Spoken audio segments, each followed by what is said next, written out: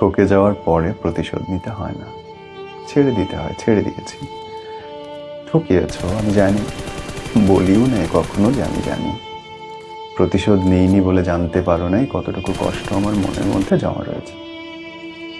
আমি শুধু প্রকৃতির কাছে ছেড়ে দিয়েছি। আমি জানি প্রকৃতির বিচার বড় ভয়াবহ। আমি তো মানুষ, আমি তোমার কি ক্ষতি করব?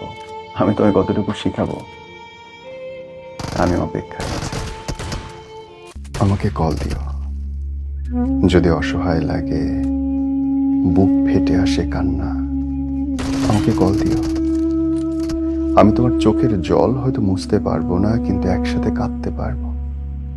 যদি কখনো একাকিত্বে পাগল হয়ে যাও, ছটফট লাগে, আমাকে কল দিও।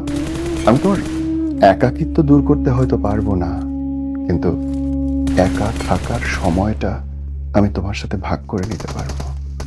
যদি চেনা মানুষ হুট করে বদলে যেতে দেখো, স্বার্থপর মানুষদের চেহারা দেখতে দেখতে ক্লান্ত লাগে, আমাকে কল দিও।